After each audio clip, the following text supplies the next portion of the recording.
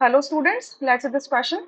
The question says the process requiring absorption of energy is चार options आपको given है. Absorption of energy मतलब कि वो process कैसा होगा? एंडोथर्मिक होगा.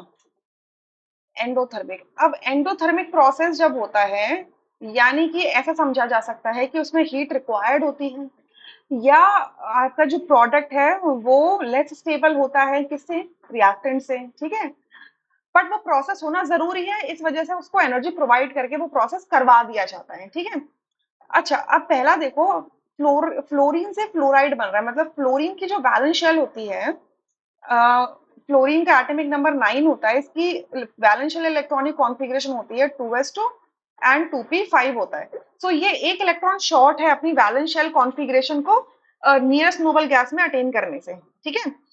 सो इसको एक इलेक्ट्रॉन की रिक्वायरमेंट है, तो ये फटाफट से एक इलेक्ट्रॉन को ऐड करवा लेता है, अट्रैक्ट करता है वैलेंस शेल में, क्या करता है, ऐड करवा लेता है. तो उससे क्या होता है, एक एनर्जी रिलीज होती है और उस एनर्जी को हम कहते हैं इलेक्ट्रॉन गेन एंथैल्पी. तो इसकी कॉन्फ़िगरेशन होती है 2s2 एंड 2p6 और ये किससे कॉरेस्पॉन्ड करती है, F नेगेटिव से. तो ये प्रोसेस कैसा होता है, एक्सोथर्मिक होता है. ठीक है, एक्सोथर्मिक. तो ये नहीं होगा. बी में देखते हैं, H से H नेगेटिव, हाइड्रोजन का एटॉमिक नंबर 1 होता है, कॉन्फ़िगरेशन 1s1 होती है. सो s ऑर्बिटल कंप्लीटली फिल नहीं है, यहाँ पे डबलेट रूल लगता है, तो ये भी क्या करेगा, इजीली 1 इलेक्ट्रॉन को ले लेगा और 1s2 में कन्वर्ट हो जाएगा, जो कि इसकी नियरेस्ट नोबल गैस कॉन्फ़िगरेशन है. तो ये प्रोसेस भी यहाँ पर एक्सोथर्मिक होता है. ठीक है. स्ट्रॉन्ग बॉन्ड्स का फॉर्मेशन होगा क्योंकि 1s ऑर्बिटल न्यूक्लियस के बहुत क्लोज है और एक इलेक्ट्रॉन जैसे ही आएगा तो strong forces of attraction buildup होंगे जिससे एनर्जी रिलीज होगी. तो ये प्रोसेस एक्सोथर्मिक है, राइट. सी में देखते हैं, Cl से Cl नेगेटिव में जा रहा है. Cl का एटॉमिक नंबर होता है 17, तो इसकी वैलेंस शेल कॉन्फ़िगरेशन है 3s2 and 3p5. So again ये भी फ्लोरीन का ग्रुप मेंबर है, तो 1 इलेक्ट्रॉन शॉर्ट है, सो ये भी इजीली 1 इलेक्ट्रॉन ऐड करवाता है अपनी वैलेंस शेल में और कॉन्फ़िगरेशन हो जाती है 3s2 3p6 जो कॉरेस्पॉन्ड करेगी Cl नेगेटिव से.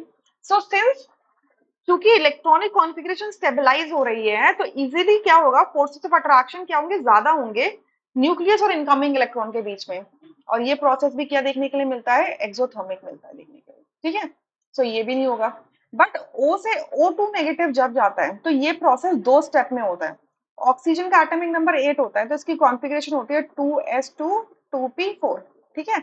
सो पहले एक स्टेप में एक इलेक्ट्रॉन ऐड होगा, तो यहां से आपका 2s2 2p5 बनेगा. तो यहाँ से ये कॉरेस्पॉन्ड करेगा O नेगेटिव से. तो ये पहला स्टेप जो होता है ये एक्सोथर्मिक है.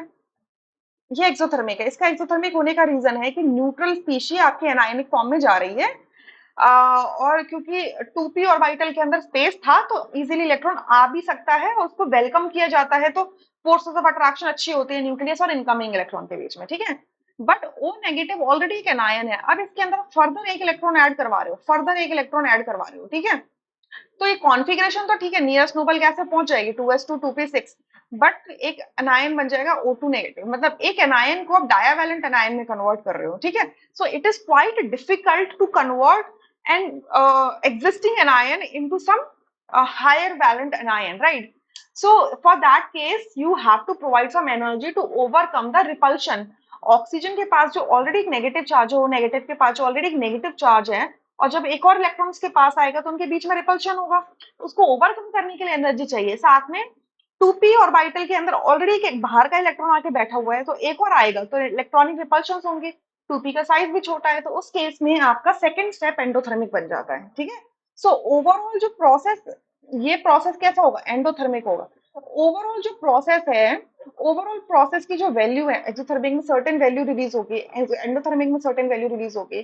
तो एंडोथर्मिक में जो रिक्वायरमेंट है एनर्जी की, that is much more than the energy which is release during the exothermic process. That is why the whole process is endothermic.